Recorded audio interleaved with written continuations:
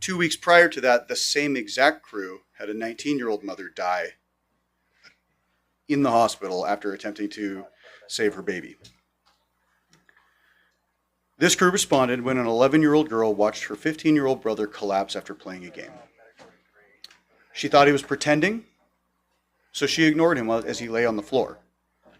And only when he remained motionless and his lips turned blue did she call 911.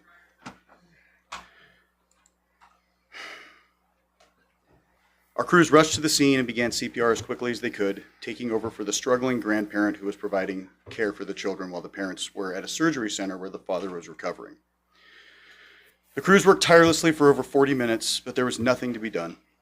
The young man had died, leaving his family bewildered and riddled with guilt. The mother, returning home after being informed of the emergency, was understandably hysterical. Chaplain 99 with NWIS was dispatched about 20 minutes into the call in anticipation of the worst. 30 minutes after dispatch and after the child had been pronounced dead in front of their family, the chaplain arrived. In the interim, our crews had to console the frantic and confused mother, the guilt-ridden sister, and the devastated grandparent. The general accounting from all crews was that the chaplains made no contact for the first 15 minutes upon arrival, remaining outside and leaving our crew members to console the grieving family. Worse, they didn't have the resources to contact the other parent and teenage sibling, or adult sibling, who were at the surgery center, waiting for the father to wake up to hear the news. Who is it that you think Chaplain 99 contacted to pick up their slack? I think we all know. They called Julie Boyer with Pacific Northwest Support Services. She was added by the police after an extended response time from NWIS in order to help out. The same exact crew had a 19-year-old mother die. Hopefully I don't have to do that. They contacted Julie to go down to the hospital, the surgery recovery center, and contact the dad so he didn't have to hear about it from his adult son. Not only did Julie support the family in conjunction with NWIS, which is great partnership, it demonstrates the care for the community, but she also looked after our crew afterward. She has no contract, no obligation to do so. She contacted PD and she contacted our crew to make sure that our people were safe and they were doing okay. Remember, this is a crew that's experienced 4 pediatric deaths, one of whom is a new paramedic. Let's move on though. I don't want to talk about the chaplaincy. I want to talk about the impacts of that call. I'm going to ask a few questions and I hope you'll participate, please. Everyone in the room can actually participate. I'm curious by a show of hands, how many of you have heard, my own PTSD is kicking in, how many of you have heard the gut-wrenching sound that a mother makes when you pronounce her otherwise healthy child dead?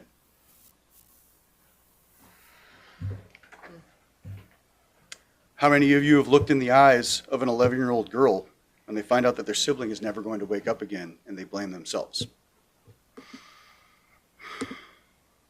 A medic on scene was asked by the girl, or the girl said to the medic, "I should have called for help faster. Maybe he'd be alive if I called sooner." That little girl has to live with that for the rest of her life. Who in the room has seen the guilt and grief wash over a grandparent when a child in their care dies? The most important question, however, how many of you know what to say in those moments? Do you have the faculties to master your own emotions after such a traumatic event and then be the point of solace for a grieving family after you yourself had to tell them that their child was dead? Do you know what to say to the grieving crew members after such a call? Those crew members were devastated. I realize that these are uncomfortable and provocative questions, and you've been hearing from us a lot about this, but they're supposed to be uncomfortable and provocative questions. The calls that our members are going on are psychologically destructive. We need capable, skilled, trustworthy support that is available to take care of our people. We have offered our recommendation on a solution with Julie Boyer and PNWSS. She has the trust of our members, the appropriate skills, and the expansive network to meet our needs. What we have seen over the last few weeks, however, is nothing short of astonishing. We have watched as bureaucratic red tape and onerous requirements were piled on Julie Boyer and PNWSS. Requests that no other agency have also been approached about memorandums of understanding and contract language to secure this critical work. Work that I will remind you was secured under NWIS with no such thing. No MOUs required, no CVs required, no other bureaucratic hurdles.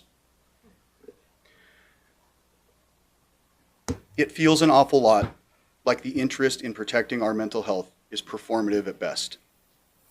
We have implored you for help, provided a qualified solution, and it seems the only interest is in finding any other route than the proven one.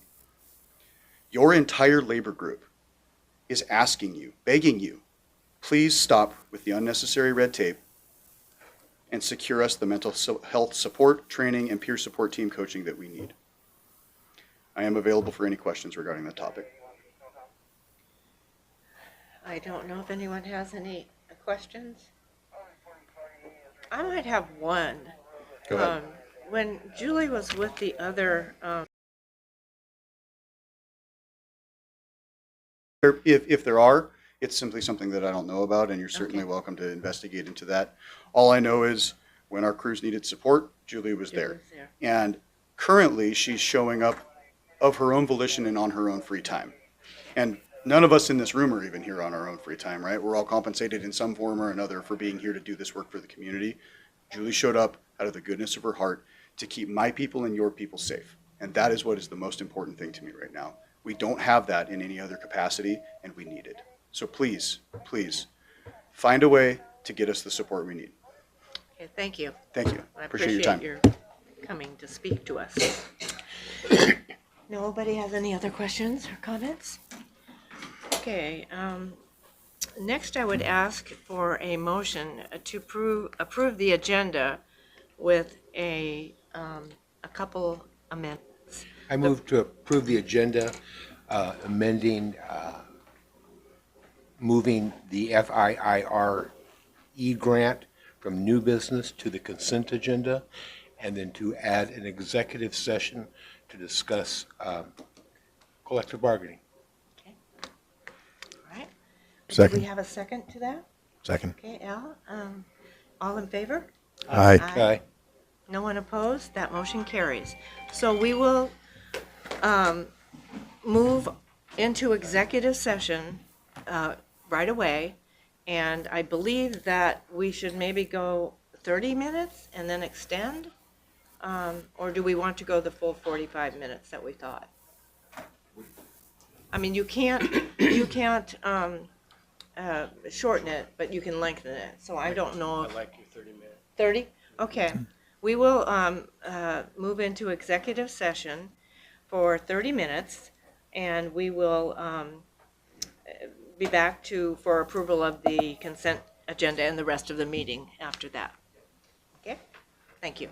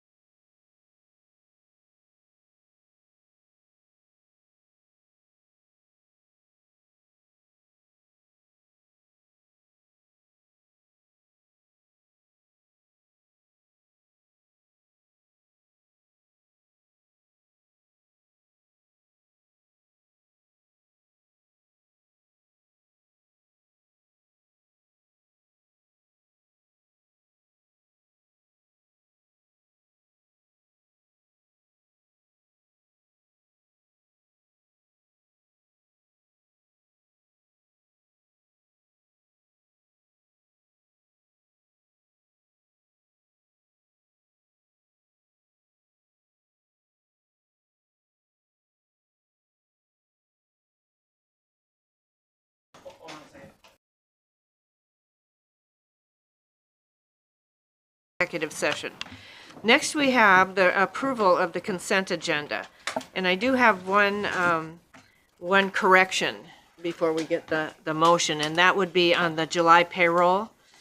The amount stated on your agenda is incorrect. A typo happened, and it's really $1,541,154.51. And we also have the July minutes and payroll checks on that. Do we have a motion to approve So the moved. amended agenda? Second. All in favor? Aye. Okay, motion carries. All right. Next, we have quarterly division presentations. The intern report, Kelly Carpenter. It's just gonna be a moment for me to get your Okay. presentation up. Kelly? I also Yep. have a copy of my presentation if anyone would like it. Great. Thank you.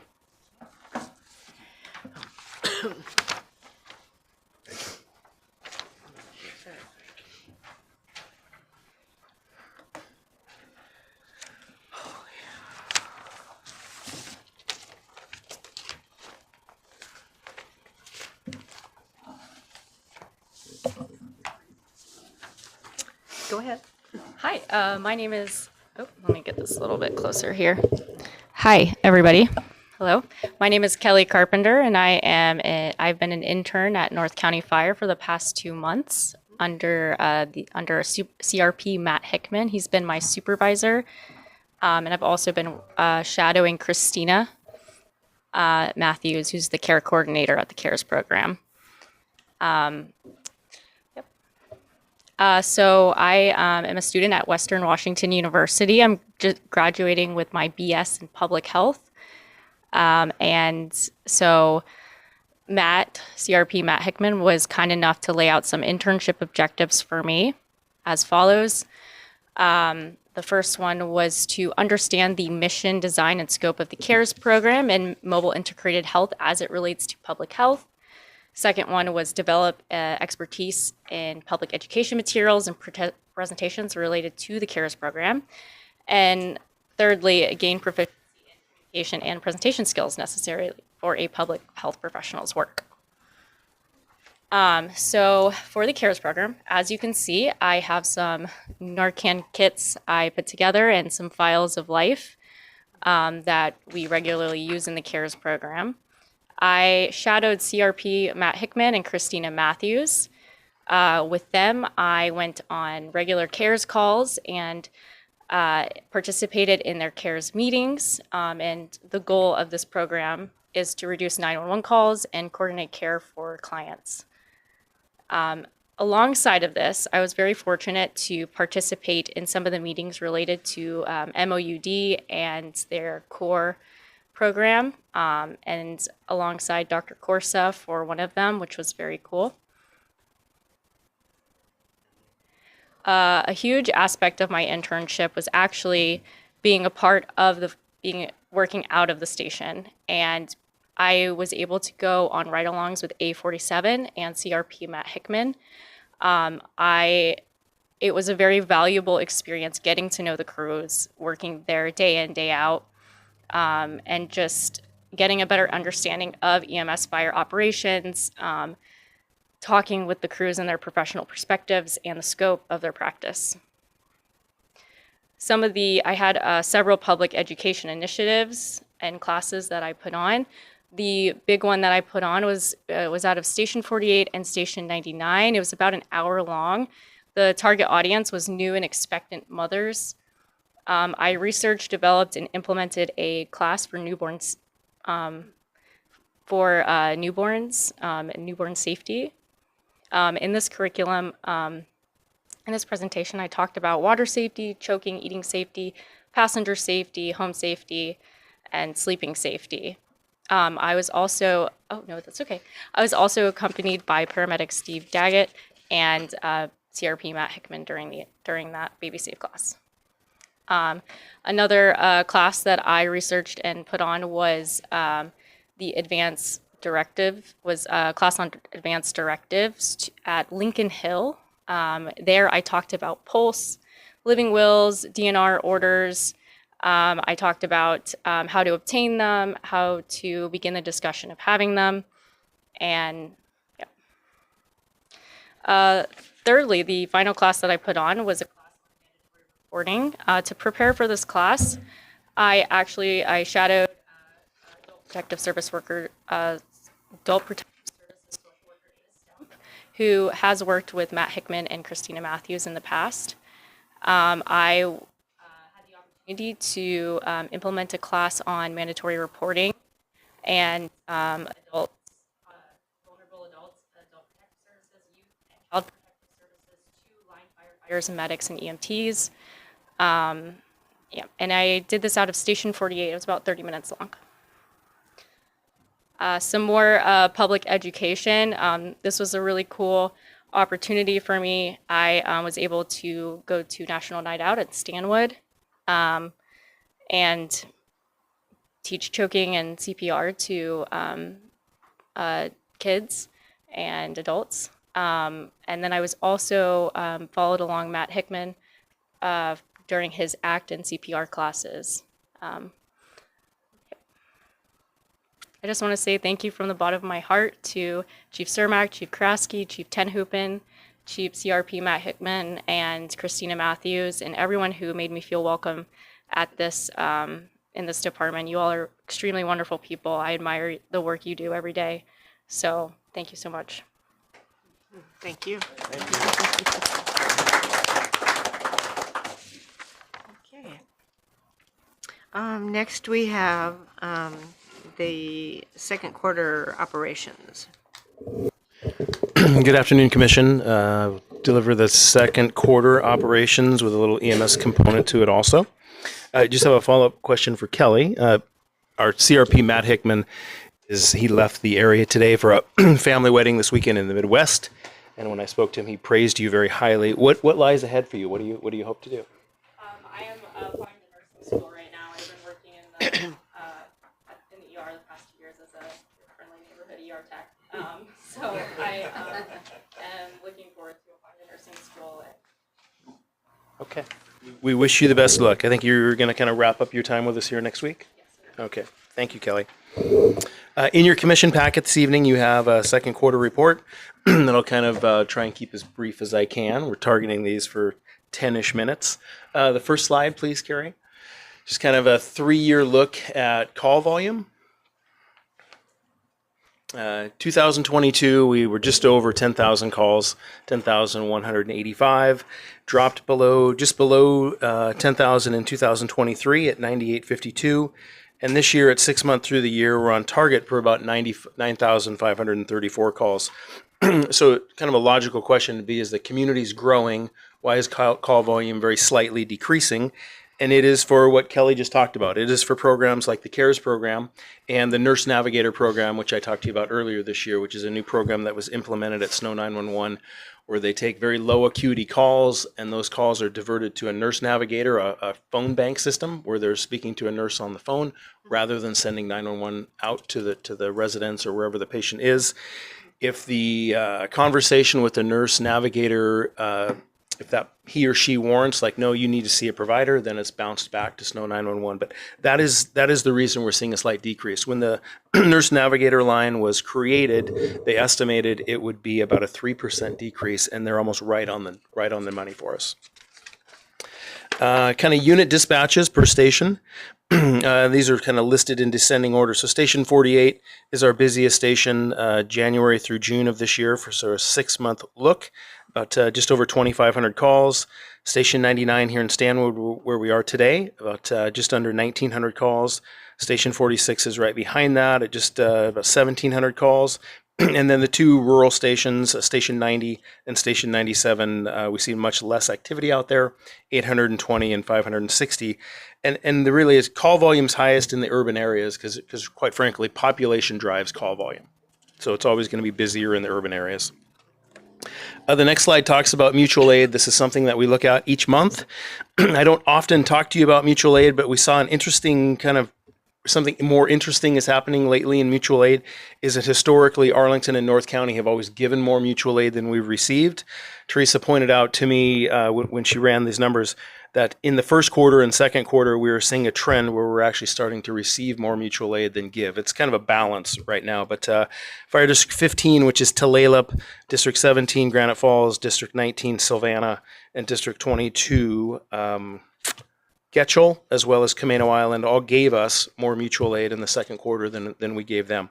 It's kind of nice in the fact that for many, many years, we were giving Camano Island more than we were receiving, so that's kind of swapped. Now they're giving us more. It's interesting. The most interesting one with us is Fire District 19. They're a contract agency for us. We provide them advanced life support. So even with that contract, they're still providing us more than we're giving them. Kind of an interesting twist. We'll continue. We watch that monthly, and if I see any other interesting twists, I'll point that out in the third quarter. Staffing, kind of the boots on the ground. Currently, all full-time positions are filled. We have one resignation occurring this week, and we're beginning the steps to refill that position. Local 438 has 84 members, so they're essentially fully staffed. And we have a very robust part-time program. I almost knock on wood as I say that right now. We have about 34 part-time members that are working with us right now, and that is a tremendous increase from where we were 12 months ago. We're seeing a lot more part-time staffing. We're seeing a lot of part-time members that are joining us from Skagit County. That is because we have Captain Gary Lingle that works for us, longtime fire captain paramedic, is very active in the Skagit Valley College Fire and EMS program, and he's recruiting some of those Skagit County members down to us. So we have a large, I'd say, a third of the part-time members are from Skagit County currently. So the part-time program is robust, and Local 438 is fully staffed. Some good things occurring. We have just some touch on a few things that we've done so far this year. We've replaced all of the air monitoring devices on the engines. When the two agencies came together, we had different equipment, right? So we've standardized that all now. So all the suppression devices have the same air monitoring equipment on them. Created some upgrades, some creature comfort things here just in the last 30 days. We've replaced some of the beds in the stations here at Station 99. We got all new mattresses.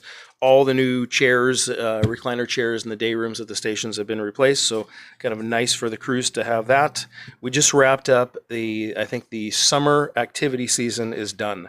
So Kelly touched on National Night Out, and that was kind of the finishing touch in that we just finished up the Stanwood Fair, Stanwood Parade, and National Night Out in Arlington and Stanwood. So we're kind of done looking ahead the next few weeks of summer. So it'll be nice to have, as much as we enjoy those interactions, they do get taxing, but we've had a very active summer in the community. So the annual report that you'll see early next year will reflect that. The last thing I'll touch on is we have an interesting upcoming drill. Captain Paramedic Jason Abrahamson that works for us, he's the training coordinator for the Snohomish County Hazardous Materials team. And we were asked to host one of the quarterly drills this year. So in September, we're hosting a 3-day drill on the rail line in Arlington, the Arlington Spur. It'll almost be right behind City Hall or just to the south of City Hall.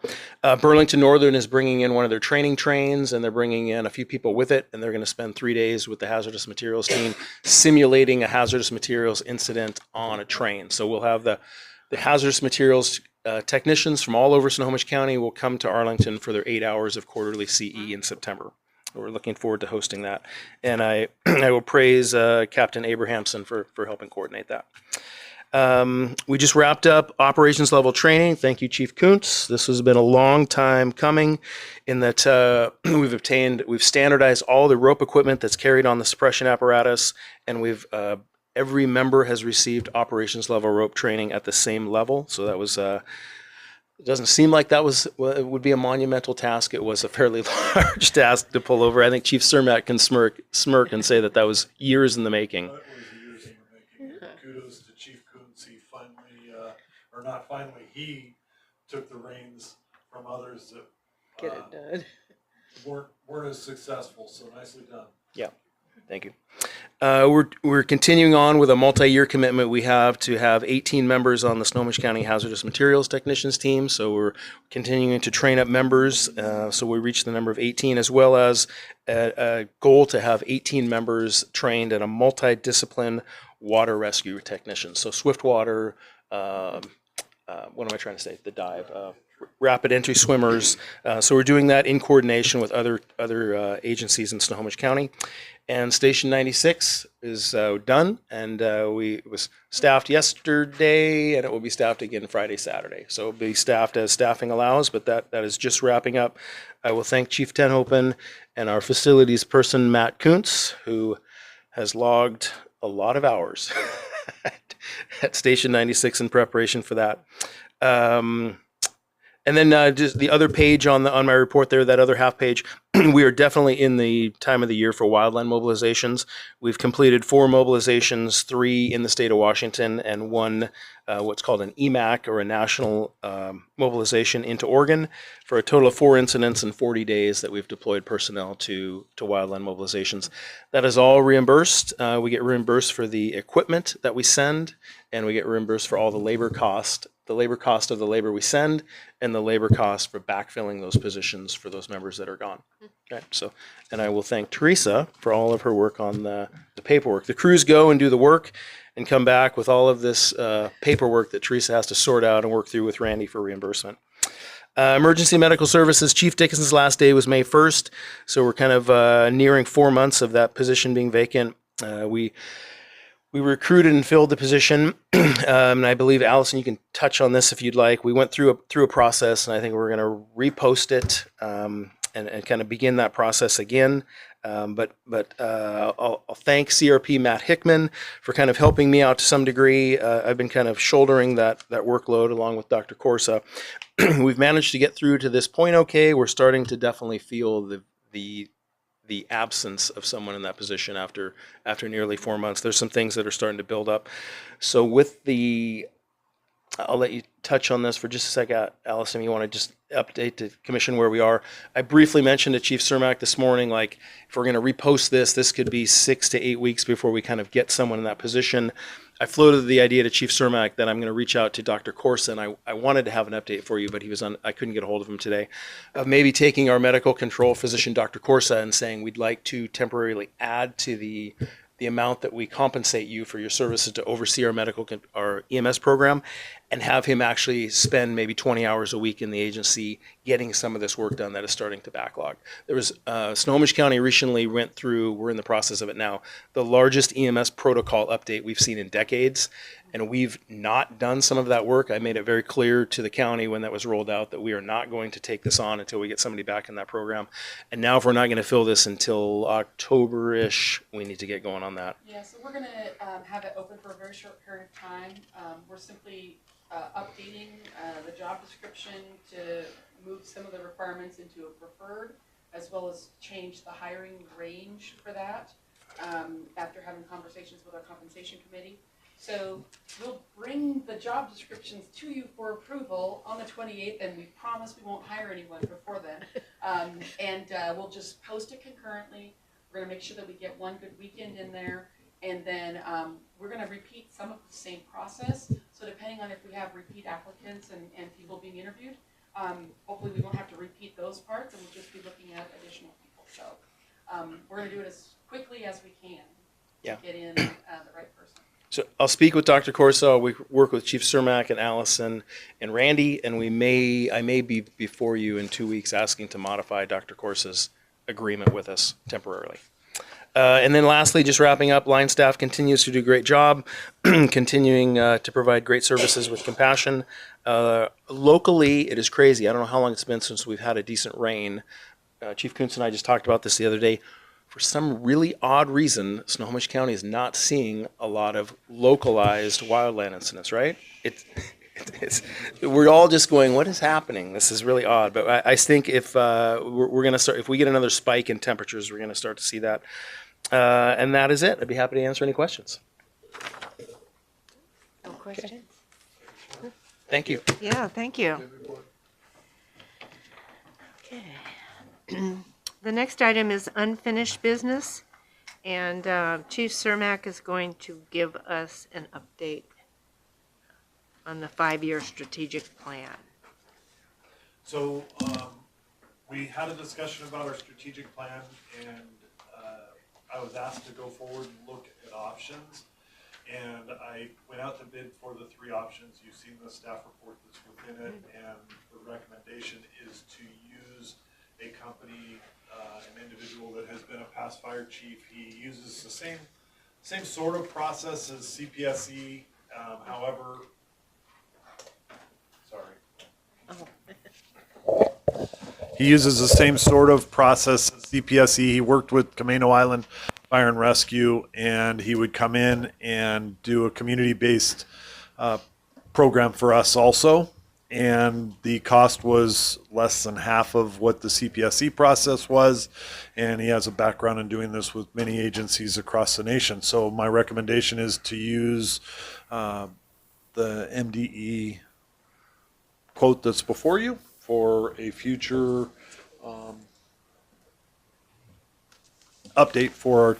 We've achieved quite a few things as we demonstrated at our board retreat from that strategic plan. We also were at the commission conference where they highly recommended us having a strategic plan to measure and give staff direction on what direction they want to go. So, or what direction you want us to go. So with that, if there's any questions, I'm happy to answer. Does anyone have any questions? No. Would you like to make a motion? I'll make a motion to approve the use of MED Enterprises for the next 5-year community-based strategic plan. Second. Second? All in favor? Aye. Anyone opposed? That motion carries. Okay. The next item under unfinished business is the consulting agreement with Liz Loomis, Public CPSC, Affairs. however, What was that? sorry.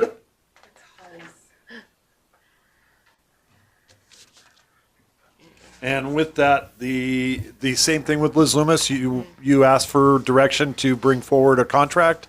And again, she was very kind in providing that to us, so I won't repeat the staff report unless there's any questions from that. No, I think she's done very well for us. Do we have a motion to approve the contract with Liz Loomis Public Affairs? So moved. Second. Okay. That we have a, Sorry, who was the first? I think it was Greg. Okay. All in favor? Aye. Anyone opposed? That motion carries. Thank you. Okay. The next item is new business. And we have Greg Kuntz, are you? Nope. Nope. Nope. Nope. Nope, that item was moved to the consent agenda. Oh, right, I'm sorry. So we're I'm on sorry, so item many B. things Was changed. there action associated with it? I just need to know how to record that. Okay, we moved, Is it, we just moved it to the consent agenda, and the consent agenda was approved with that. got it. Yeah, okay, thank you. Do we need a specific motion? No, because we put it in the consent agenda. And so when approving the consent agenda with that in there, it takes care of it. Okay. A lot of changes have happened here in the last little bit. Okay, the next item is the draft Veterans Preference Points Policy. And this would be by Allison.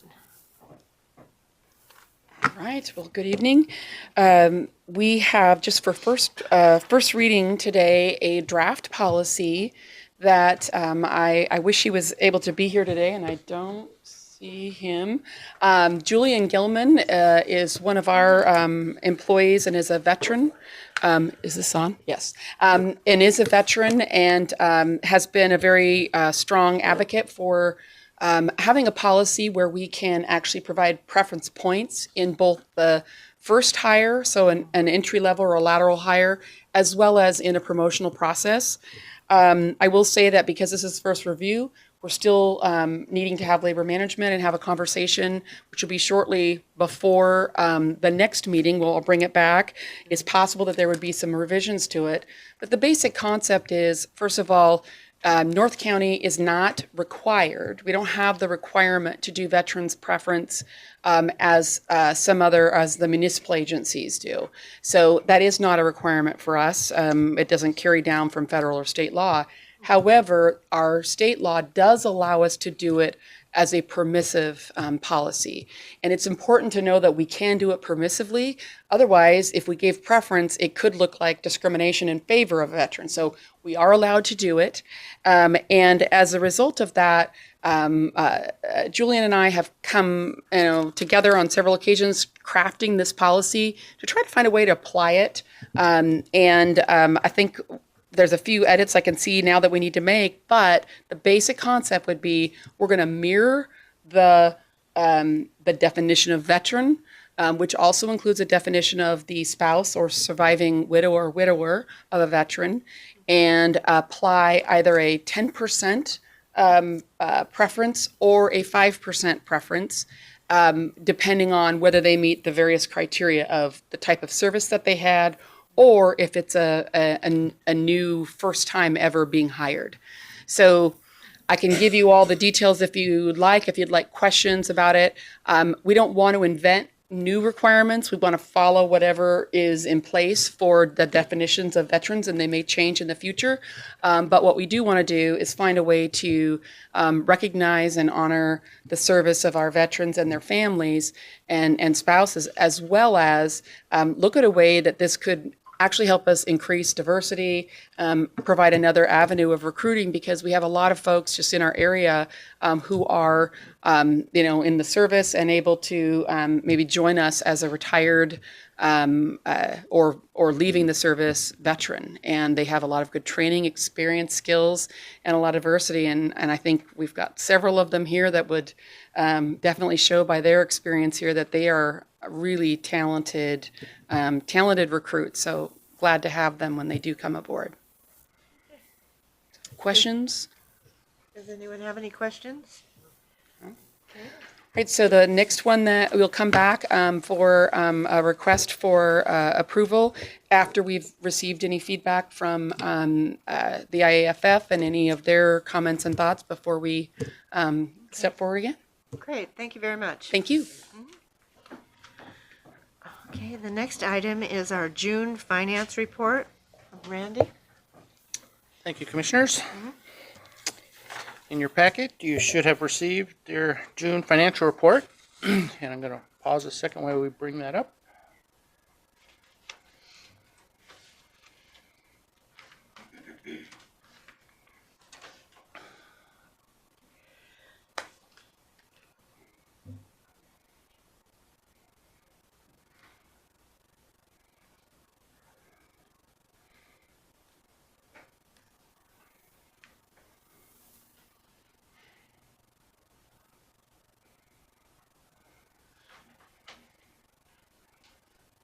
There we go. Thank you, Ms. Wheeler. If you want to go to page 3, we'll look at there we go. There's our, back one. There's our total cash investments over the years, and you can see the cash flow by month. You can see we kind of peaked out there in May, just a little over 14. Now this month, we're down to about 13.2, so heading back down a little bit till we get our second half property tax distributions. Next page, you can see there's the total for ending June of 13.2 million with all our different funds and reserves. Next page, you'll see the general fund budget summary. Obviously, June is the 6th month of the year, so we should be at 50% of revenues and expenditures. And so if we look at the top half of the revenues, you can see we're above that mark. We're at 55%, so that's a good thing. You see the tax total grants reimbursements, 7,000% over what we budget. We got an old COVID reimbursement that really shot that over, and then our other miscellaneous taxes from the county, timber taxes, DNR type taxes are coming in better than anticipated as well. And then even our total other revenues are also doing well. We're at 175% there. So a lot of that has to do with investments. We've done very well through the county and state investment pools, and so we've seen a lot of additional revenue beyond what we expected there. So all total 55%, so that's a good place to be. If we drop down to the bottom half, the expenses, here you want to be under the 50% mark, which we are. We're at 46% in total. You'll see a couple budget divisions or groups are a little bit over. Legislatures, a little tiny bit over because we had a lot of conferences and retreats in the first half of the year. That will level out as we go through. Training, we have some of our academy costs in there that will get reimbursed when we get our true up. And then facilities, we've just had some additional repair and maintenance in some of the buildings, a little higher than what we anticipated. So, but as you can see, overall, we're at 46%. So, excuse me. One of our major revenues on the next page, you'll see transports. Once again, we're still a little bit under on the GEMT from what we budgeted. If this projection holds true, we'd be under by about 88,000. The one thing to note, though, we have not got our annual true-up, so I think that will cure all ills once that comes in. The state's a little bit slow in getting that out. Usually we see that in May or June, so they're still working on that apparently. On the bottom side, though, just the regular transports, you can see we're above the mark there. If this trend continued, we'd be about 400,000 over what we budgeted there. So in total, right now, we're projected to be about 328,000 to the good on both GMT and transports. Just on the next page, you'll see graphically how we're just the top there, GMT, we're just slightly under the budget line. On the bottom graph is transports. You see we have a nice little cushion there above the green budget line. So all in all, pretty good. Wanted to provide you a little more detail on the expenses. We don't normally look at them quite this detailed. The top there is expenses by object group. And so this is just a different way rather than looking at our different divisions or groups within our departments. We're looking at it by cost groups. So you can see wages, benefits, supplies, services, intergovernmental, capital, and debt service transfers. And you can see by looking at that way, only one group is even at 50%, and that's the capital expenditures, and that's because of the cost of building the storage facility at the training center is mostly done. So that's a huge part of that, because typically we wait till mid-year, see how we're doing before we release a lot of the capital funds, just to make sure we're doing well and we're on target. So, and then if you wanted any more detail, I gave you more of that on the bottom. But overall, doing very well on our expenses. Everybody's working hard to keep those down. Our biggest expense, of course, is on the next page, our wage projections and overtime projections. Currently, because some of the unfilled positions and those type of things we're running under, and we could be as much as 981,000 under budget by year end for wages only. And then on the bottom is the overtime only, and even that is we're doing well. Most years we underestimate that, and it ends up biting us a little bit. This year we did a lot more detailed budgeting of our overtime. We got more input from all the departments, and our numbers were much more accurate. And so everyone's doing a good job. I think that 120,000 projected underspending will probably go away because we're now in the summer months, and because we pay hourly stuff a month behind. So right here, you're really looking at through May overtime. So next 2 to 3 months when we start seeing the summer months come in, a lot more vacation, of course, in the summer. So I think that will probably go away a little bit. Yes, sir. One thing to keep in mind also is Chief Kraske noted that we had 3 deployments. So that'll create a lot of overtime that comes into this that's reimbursed back to us. So just keep that in mind, that you're gonna see a fluctuation that looks like a very rapid flip in our overtime cost, but in reality, we will get reimbursed by the state for that. So I just wanna make everyone aware that when you look at this next month, then it all of a sudden it's collapsed. It's like, what the heck happened?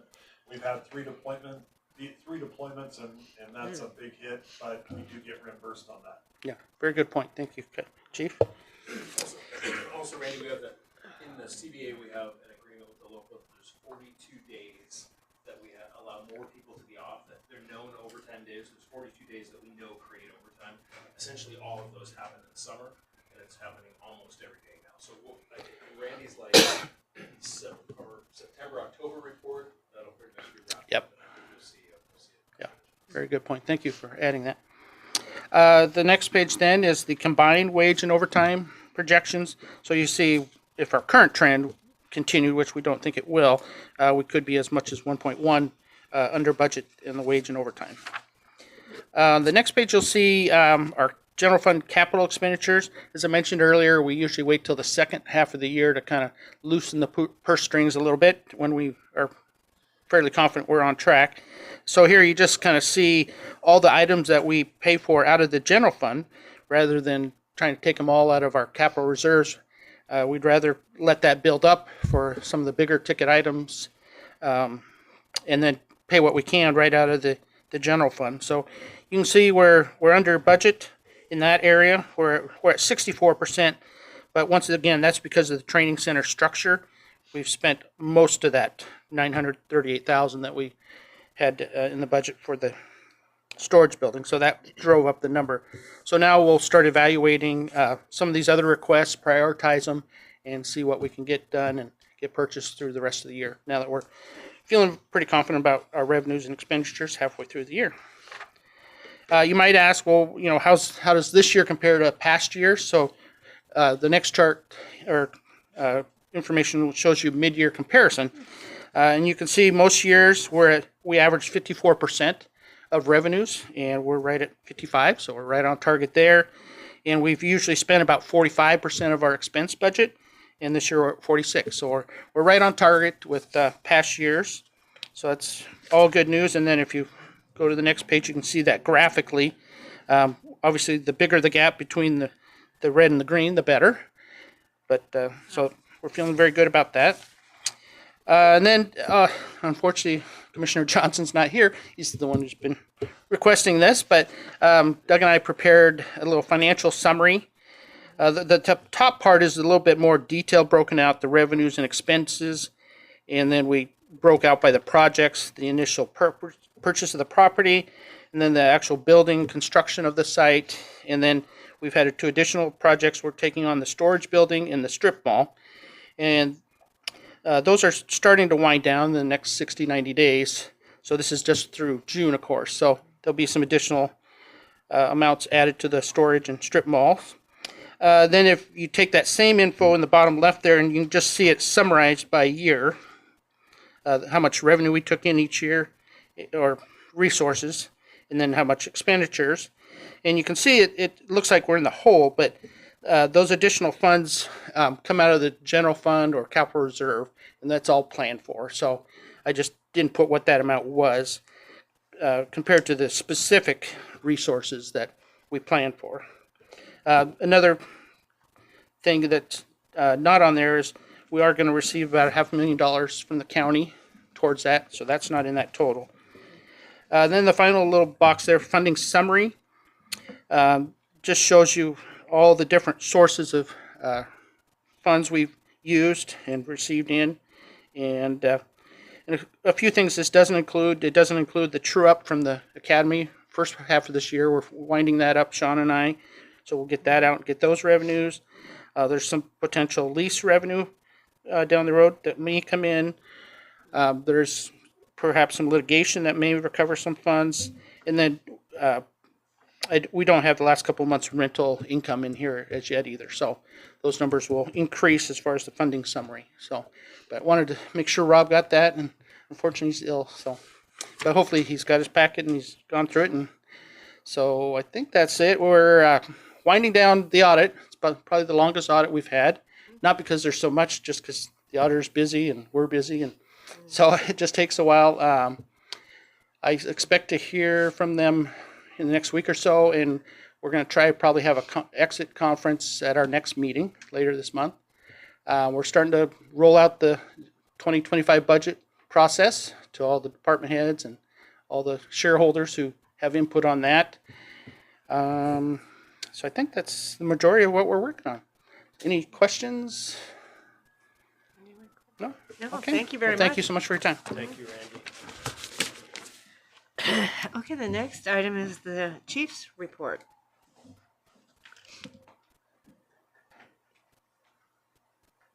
I tried to turn it on a minute ago, and apparently I was speaking into a blank speaker, so I got it right this time. All right, thank you, Commissioners. I was not present for the last meeting, as I was on a much-needed family vacation, and thank you for that benefit. Chief Kuntz was successful. It got pushed to the the consent agenda, but I just wanted to congratulate him and share praise for his successful acquiring of a grant through the FIIRE program. It's an L&I program that will partially fund a new extractor and dryer for the new logistics building at the training center. So we were successful with that, and that's what you guys approved in the consent agenda. It'll put an extractor up there in the new building. Gave Chief Tenhopen another project to put plumbing in now in a wall that we probably could have planned for if we knew that was going in. But as everything, for every action, there's a reaction. But good job, Chief Kuntz, on acquiring that. Everett Community College is withdrawing their contract per the termination of contract clause in the contract we entered with them. Their whole staff has changed multiple times now. The person we put this together with that worked with Papkin O'Farrell is gone. Then they put someone in his position and he's gone. So we got a notice the other day that they're canceling that project or that ILA. And the vice president of instruction has assured me that they're going to reach out, and also the college advisory committee chair that they're going to reach back out to address something separately. So we'll see how that goes and try to keep building that relationship. A shout out to the crews for the preparation and scheduling of the Stanwood Rotary Parade and Stanwood Fair. A special great job to our president back there, Steve Goforth. This is always a very large event within the community and very special. The kids come out. The crews did a great job providing what we're not supposed to do probably is give them candy, but we do. And it's just a great process. So thank you, Chief Goforth, and great job on that, and great job to the crews. Additional work continues on a contract with DNR for the use of the facility at the training center. They've come back and said they want to use 2 of the bays and 2 offices. And so we are continuing to do contract negotiations to bring a contract back to you all. So Chief Tenhopen's working on that. Richard Davis has been working on it, and we see a positive potential there. So great job. We'll see what we can pull there. Big kudos to Carrie Wheeler, and I think Chief Kraske might have mentioned it last time, but her actions last month caught the attempted $261,000 fraud involving one of our vendors, and they requested switch to an electronic payment form. She did the sniff test as our crack IT person constantly tries to trick me with his little whatever Arctic Wolf program that it is. I'm constantly emailing him and going, sniff test, I don't think this is right. I think he's only tricked me once out of 12 times. Well, he couldn't trick Carrie, and Carrie, great job on that in that process. I attended the consortium admin meeting where it was reported that over 50 people will be scheduled for the next academy class at the training center. And that'll start, I believe, in the second week of September 16th. And just a big shout out to Captain Abrahamson, who has reached out and requested to be an officer at the academy and to seek to understand what all of these new people, I mean, I think we're up to 42 or 45 people that have gone through this academy. And one of the challenges is all the supervisors and people that did not go through this academy have 42 people coming back saying this is what we're taught. And it causes some struggles and change and stuff that it's really kudos to him to step up and say, you know what, I want to do this. And he's doing it. So we'll have Captain Abrahamson up there. And then it appears the storage facility at the training center is very near complete. I think we saw the Faber Construction job site pull out today or yesterday. So we're getting really close. So if any of you are interested and want to schedule time to go up and check out that new building and see it and would like a tour, I'm glad to do that. Negotiations committee met again with the local, and the progress was, there was progress and continues. And then finally, yesterday, myself and Commissioner Caden Ertley met with the Fire District 21 contract committee at the hospital in Arlington, Cascade Hospital, and led by Chief Eastman from South County Fire as a mediation. I think it went very positively and has some good legs to it. And I'm excited to see our next meeting, which will occur on August 26th at 8:30 at our training center with the same group again. I've reserved the classroom, so we're all good to go for that. And that's the end of my report unless there's any questions. Yeah, one quick one. Did you have enough candy for the whole parade? Did you have any left over? No. You never have any left. No matter how much I bought, 30, 40 pounds, never made it. Yeah. I will speak. So we had a commissioner that requested to ride on our one of our units, and he was extremely disturbed that we ran out of candy and has vowed that next year he is going to buy so much candy. And I laughed because I've been doing this now for 10 years, and I have yet to see in fact. The Stanwood Cafe people were outside throwing candy at us, and I think it was a sort of a pun that you guys didn't make it with candy again. So you are absolutely correct, but I am interested to see Commissioner Johnson show up next year with how much candy he's going to go. Right, bulk at Winco, 30 pounds is still not. Teresa bought a lot. Thank you. End of my report. Okay, any other comments or questions on that? Nope. Do we have any commissioner comments?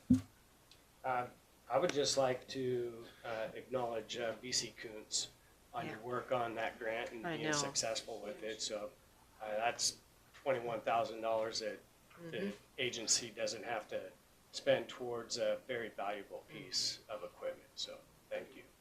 Thank you. Follow up on that. I didn't want to hear your presentation, but when I read that, I went, oh, this is a no-brainer. We don't even need to discuss this. Let's just vote on it and get her done. So, yeah. What you don't know is it was a development opportunity for Chief Kuntz to do a staff report and follow up with a public speech part. So we'll get him on another one. It was a hook. Next time I won't move to put you on this. Talk. You're right up.